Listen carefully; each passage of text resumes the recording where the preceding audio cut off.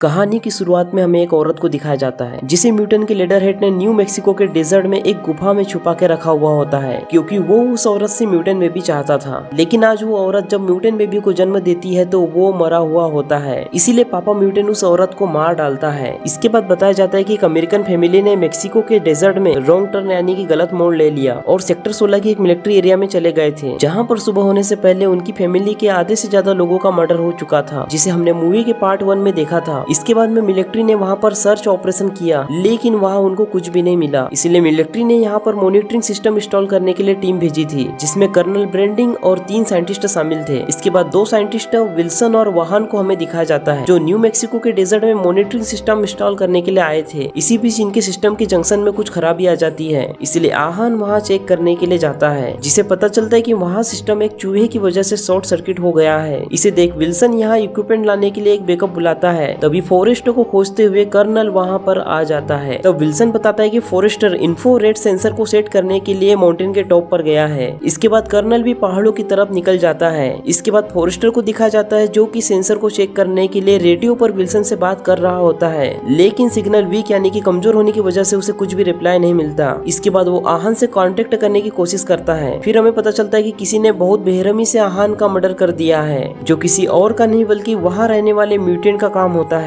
जब किसी का रिप्लाई नहीं मिलता तो फॉरेस्टर वहां से जाने के लिए मुड़ता है। तभी उसके सामने हेंसन नाम का म्यूटेंट आ जाता है, लेकिन वो फॉरेस्टर को नुकसान पहुंचाने की बजाय उसे वहां से भागने के लिए बोलता है। फॉरेस्टर को कुछ भी समझ आता इससे पहले वहाँ केमिलिन नाम का एक म्यूटेंट आ जाता है और उस पर कुल्हाड़ी से अटैक कर उसे भी मार डालता है। उसकी आवाज सुनकर कर्नल भी उसे खोजने जाता है। तभी लेज नाम का दूसरा म्यूटेंट उसके अंदर भी रॉड घुसाकर उसे भी मार डालता है। इसके बाद हमें यूएस मिलिट्री के कुछ सोल्जर को दिखाया जाता है जो कि मेक्सिको के डेजर्ट में ट्रेनिंग कर रहे होते हैं। ट्रेनिंग खत्म होने के बाद कमांडर सार्जन उन्हें उनकी गलतियों के बारे में बताता है। इसके बाद वो अपनी टीम के साथ साइंटिस्टों को इक्विपमेंट सप्लाई करने के लिए निकल जाते हैं जो यहाँ मॉनिटरिंग सिस्टम इंस्टॉल करने के लिए आए हुए हैं। लेकिन जब सार्जन अपनी टीम के साथ साइंटिस्ट के बेस कैंप पर पहुंचता है तब तीनों साइंटिस्ट और कर्नल वहाँ से गायब होते हैं और वहाँ पर इनको कोई भी नजर नहीं आता। इनमें से एक सोल्जर उन्हें रेडियो से कांटेक्ट करने की कोशिश करता है लेकिन उसे किसी का भी कोई रिप्लाई नहीं आता, जिससे सार्जन बहुत परेशान हो जाता है और अपने सोल्जर को आसपास चेक करने के लिए बोलता है। इसी बीच रेडियो पर कर्नल की आवाज सुनाई देती है। सार्जन जब उससे बात करता है तो रेडियो पर कर्नल उससे हेल्प मांगता है और बताता है कि मैं माउंटेन के टॉप पर हूँ। इसके बाद वो मिरर की रिफ्लेक्शन से अपनी लोकेशन को बताता है। ये देखकर सार्जन अपनी टीम को सर्च एंड रेस्क्यू मिशन का ऑर्डर देता है। जब इंचार्ज नेपोलियन सार्जन को कहता है कि हमें इसके बारे में हेडक्वार्टर को बताना चाहिए। ये सुन सार्जन को बहुत ज्यादा गुस्सा आता है और उसे एक पैर पर खड़ा होकर कैंप की निगरानी करने के लिए बोलता है। इसके बाद वो एम्बर को भी यहाँ रुककर रेडियो पर यहाँ साइंटिस्ट से कॉन्टेक्ट करने के लिए बोलता है। इसके बाद सार्जन बाकी सोल्जर को लेकर माउंटेन पर जाने लगता है। तभी रास्ते में मिकी नाम का सोल्जर एक गहरे गड्ढे में गिरने से बचता है, लेकिन इस दौरान उसे चोट लगने से उसका घुटना जख्मी हो जाता है, जिससे उसे चलने में बहुत ज्यादा परेशानी होती है। इसीलिए सार्जन उसे बेस कैंप पर वापस लौटने के लिए बोलता है। इसके बाद मिकी वापस आने के लिए मुड़ जाता है और सार्जन बाकी सोल्जर के साथ केयरफुली होकर आगे बढ़ने लगता है। इसके बाद हमें बेस कैंप का सीन दिखाया जाता है। जब नेपोलियन का प्रेशर बनता है तो वो वहाँ के बाथरूम में चला जाता है, लेकिन जैसे ही वो टॉयलेट करने के लिए बैठता है उसके नीचे से एक हाथ निकलता है, जिसे देखकर वो बहुत ज्यादा डर जाता है और चिल्लाते हुए बाहर निकलता है। ये देख एम्बर भी वहाँ जाती है और उसे भी एक हाथ दिखाई देता है। ये देख दोनों बहुत ज्यादा डर जाते हैं और तभी उसमें से एक जख्मी आदमी बाहर निकलता है और उनसे हेल्प मांगने लगता है। ये देख दोनों उसकी हेल्प करने लगते हैं। फिर हमें पता चलता है कि वो कोई और नहीं बल्कि डॉक्टर विल्सन है। डॉक्टर विल्सन की बॉडी पर कई सारे कट देखकर वो दोनों और भी ज्यादा परेशान हो जाते हैं। वो दोनों डॉक्टर विल्सन को बचाने की कोशिश करते हैं और पूछते हैं कि ये सब किसने किया, लेकिन उसकी कंडीशन और उसकी हालत बहुत ज्यादा खराब होती है, इसलिए वो मरने के पहले सिर्फ इतना बताता है कि वो यहीं पर है। उसके मरने के बाद दोनों और भी ज्यादा परेशान हो जाते हैं, लेकिन अब दोनों को समझ आ जाता है कि जिस किसी ने भी इसे मारा है वो बहुत ज्यादा खतरनाक है। इसीलिए नेपोलियन सार्जन से कांटेक्ट करने की कोशिश करता है, लेकिन सिग्नल ना होने की वजह से वो कांटेक्ट नहीं कर पाता। तभी वहाँ कोई आकर उनके ट्रक में आग लगा देता है। ये देख दोनों अपनी राइफल लेने जाते हैं, लेकिन अब उनकी राइफल भी गायब हो चुकी होती है। इससे वो बहुत डर जाते हैं और वो समझ जाते हैं कि यहाँ जरूर कोई गड़बड़ है, इसलिए वो सार्जन के पास जाने के लिए वहाँ से भागने लगते हैं। अब जैसी ही एम्बर माउंटेन के बीच पहुँचती है, केमिलियन नाम का म्यूटेंट उसे पकड़ लेता है और उसे ले जाने की कोशिश करता है, लेकिन ये देख नेपोलियन उसे बचाने के लिए दौड़ता है और एम्बर अपनी जान बचाने के लिए उसके साथ फाइट करने लगती है। इसके बाद केमिलियन बहुत ज्यादा गुस्सा हो जाता है और अपनी कुल्हाड़ी से एम्बर पर वार करने लगता है। तभी मिकी बीच में आ जाता है और म्यूटेंट के कंधे पर शूट कर देता है। इसके बाद वो म्यूटेंट वहीं सुरंग के अंदर भाग जाता है। इसके बाद मिकी जैसे आगे जाने लगता है म्यूटेंट उसका पैर पैर पकड़कर सुरंग के अंदर खींचने लगता है। ये देख एम्बर उसके पास जल्दी से जाती है और उसे बाहर खींचने की कोशिश करने लगती है। अब नेपोलियन भी यहाँ पर आ जाता है और उसकी जान बचाने के लिए दोनों उसे बाहर खींचने लगते हैं, लेकिन म्यूटेंट उसे अंदर खींचने में कामयाब हो जाता है, जिससे दोनों बहुत ज्यादा डर जाते हैं और दुखी हो जाते हैं। वहीं सार्जन अपनी टीम के साथ माउंटेन पर जाता है तो उनको वहाँ पर एक डेड बॉडी दिखती है, जिसकी आईडी चेक करने पर उन्हें पता लगता है कि ये डेड बॉडी किसी और की नहीं बल्कि डॉक्टर फॉरेस्टर की है, जो यहाँ पर मॉनिटर लगाने वाली मॉनिटरिंग टीम के साथ आया हुआ था। उस डेड बॉडी की हालत देखकर सार्जन को खतरे के बारे में पता चल जाता है, इसलिए वो सभी सोल्जर को अपनी राइफल लोड करने के लिए बोलता है। अब वो लोग एम्बर से कांटेक्ट करने की कोशिश करने लगते हैं, लेकिन रेडियो पर कोई सिग्नल नहीं मिल पाता। तभी रेडियो पर इनको कर्नल की आवाज सुनाई देती है, जिसकी आवाज सुनकर सार्जन समझ जाता है कि वो बहुत जख्मी है, इसलिए वो प्लेंको को और स्पाइडर को अपने साथ ले जाता है और मिसी, स्टेप और डेलमर को दूसरी तरफ भेजता है ताकि कर्नल को खोजने में आसानी हो सके। लेकिन इसी बीच प्लेंको और स्पाइडर सार्जन से अलग हो जाते हैं। इसका फायदा उठाकर लेज नाम का म्यूटेंट उन दोनों पर अटैक करके सार्जन की तरफ भागने लगता है। अब क्रेंक और स्पाइडर म्यूटेंट को मारने के लिए उस पर हमला करने लगते हैं। इसी दौरान स्पाइडर गलती से सार्जन को शूट कर देता है, जो कि म्यूटेंट की एक चाल होती है। ये देख सार्जन को बचाने के लिए सभी उसकी तरफ भागने लगते हैं, लेकिन सार्जन की कंडीशन बहुत ज्यादा क्रिटिकल हो चुकी है। तभी एम्बर और नेपोलियन भी यहाँ पहुँच जाते हैं। ये सब मिलकर सार्जन को बचाने की कोशिश करते हैं, लेकिन सार्जन नहीं बच पाता और ये देख सब बहुत ज्यादा दुखी हो जाते हैं। अब इन सबको समझ जाता है कि वो बहुत बड़ी मुसीबत में पड़ गए हैं। इसके बाद ये सब वापस जाने का डिसाइड करते हैं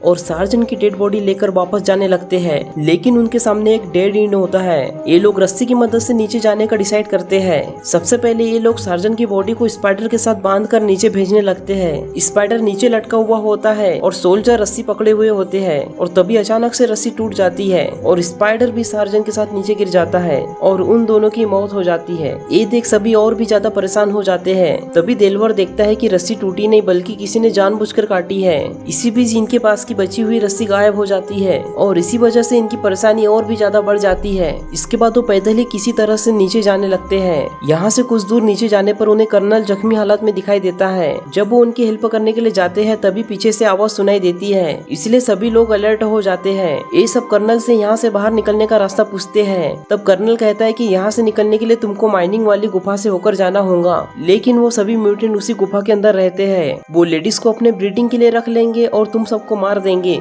इतना कह के कर्नल खुद को शूट कर लेता है और वहाँ से नीचे गिर जाता है। इसके बाद ये सब लोग प्लान बनाते हैं। मिस्सी और एम्बर दोनों को एक जगह पर बैठा देते हैं और बाकी सब लोग छुप जाते हैं। दोनों औरतों को अकेला देखकर स्टीफन नाम का म्यूटेंट उन पर हमला करने के लिए आता है, लेकिन बाकी छुपे सोल्जर उन पर लगातार फायरिंग करने लगते हैं। इससे उस म्यूटेंट की मौत हो जाती है। उस म्यूटेंट को मारकर सब लोग बहुत ज्यादा खुश होते हैं, लेकिन इसी बीच मिस्सी टॉयलेट करने के लिए चली जाती है। तब उसके अकेले होने का फायदा उठाकर केमिलिन उसे पकड़ लेता है। उसके चीखने की आवाज सुनकर सभी सोल्जर उसकी तरफ भागते हैं, लेकिन उससे पहले वो मिस्सी को एक अंधेरी गुफा में लेकर चला जाता है। मिस्सी को बचाने के लिए सभी सोल्जर उसे ढूंढने लगते हैं। इसी बीच स्टम्पा नाम का सोल्जर वहाँ से वापस जाने लगता है, क्योंकि वो अपनी जान को जोखिम में नहीं डालना चाहता था। बाकी सोल्जर उसे समझाने की कोशिश करते हैं कि हमें साथ रहना चाहिए, लेकिन स्टम्प किसी की नहीं मानता और वहाँ से चला जाता है। जब बाकी सोल्जर आगे बढ़ने लगते हैं तब नेपोलियन को एक डेड पर मिस्सी का सेलफोन मिलता है। तभी इनको वहाँ से नीचे जाने का एक रास्ता मिलता है। उस रास्ते से स्लाइड करते हुए सभी सोल्जर नीचे चले जाते हैं और मिस्सी को खोजते हुए आगे बढ़ने लगते हैं। वहीं दूसरी तरफ स्टम्प एक डेड एंड से नीचे जा रहा होता है। तभी लेज वहाँ आ जाता है और स्टम्प का एक हाथ काट देता है।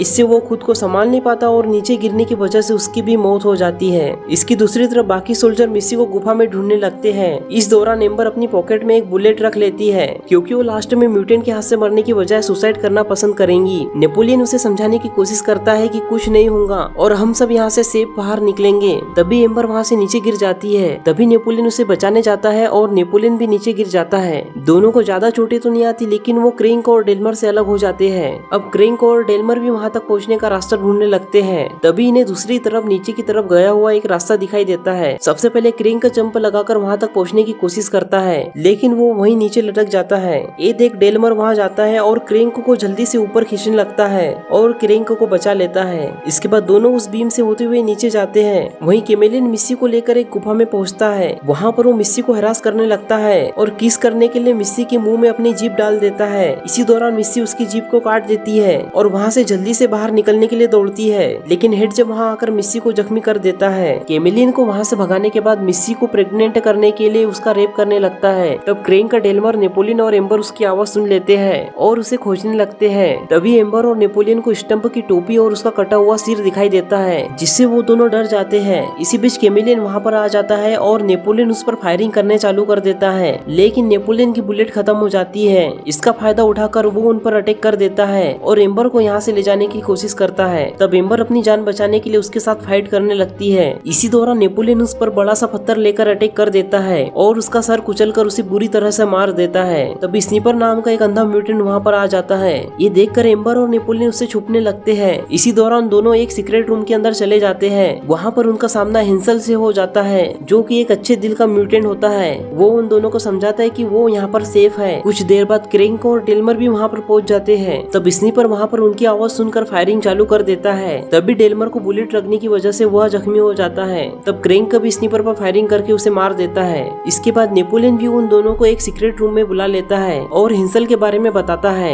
अब हेंसल उन्हें यहाँ से बाहर निकालने के लिए उन्हें एक सुरंग का रास्ता दिखाता है। वहाँ से कुछ दूर जाने के बाद वो एक बंकर में पहुँच जाते हैं, जहाँ पर बहुत सारे लोगों की डेड बॉडी और कटे हुए सिर देखकर इन लोगों की हालत खराब होने लगती है। तभी एम्बर को वहाँ पर मिकी की डेड बॉडी भी दिखाई देती है। उसकी बहुत बुरी कंडीशन देखकर एम्बर चिल्लाने लगती है। इसी बीच डेल्मर की कंडीशन भी खराब होने लगती है और जख्म गहरा होने की वजह से वो भी अपना दम तोड़ देता है। ये देख सभी लोग बहुत दुखी हो जाते हैं और फिर वहाँ से आगे बढ़ने लगते हैं और एक बंकर में पहुँच जाते हैं, जहाँ से निकलने का कोई भी रास्ता नहीं होता। ये देख क्रेंक हेंसल पर बहुत गुस्सा करने लगता है कि वो हम सबको फंसाने की कोशिश कर रहा है। तभी उसकी नजर वहाँ पर रखे एक डायनामाइट पर पड़ती है। ये देख क्रेंक बहुत ज्यादा खुश हो जाता है और उसे लगता है कि इसकी मदद से हम यहाँ से बाहर निकल सकते हैं। हेंसल क्रेंक को उसे टच करने से मना करता है, लेकिन क्रेंक उसकी बात नहीं मानता और जैसे ही डायनामाइट का बॉक्स वहाँ से लेकर जाता है, उसमें लगा एक सर्किट जो कि एक ट्रैप होता है वहाँ से नीचे गिर जाता है और डायनामाइट का बॉक्स ब्लास्ट हो जाता है। इस ब्लास्ट की वजह से क्रेंक भी अपनी जान गवा बैठता है। जब एम्बर और नेपोलियन उसे खोजने जाते हैं तब उसे मिस्सी की आवाज सुनाई देती है।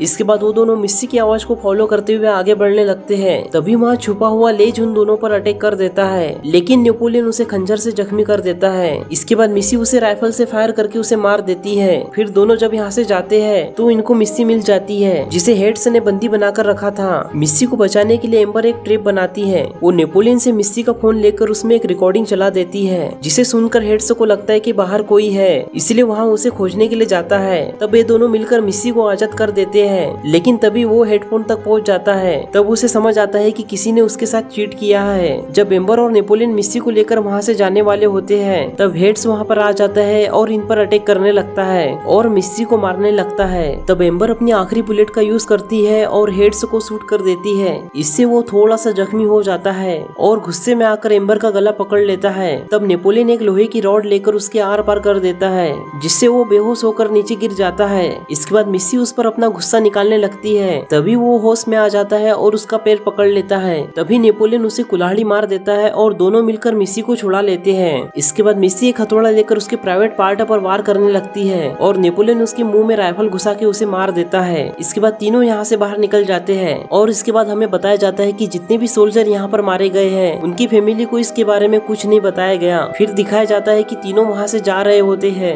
तब एक म्यूटेंट सर्विलेंस सिस्टम से उन पर नजर रख रहा है और ये मूवी यहीं पर खत्म हो जाती है। तो दोस्तों, अगर आपको ये मूवी का एक्सप्लेनेशन पसंद आया हो तो वीडियो को लाइक एंड चैनल को सब्सक्राइब कर दीजिए। मैं मिलूंगा आपसे नेक्स्ट वीडियो में।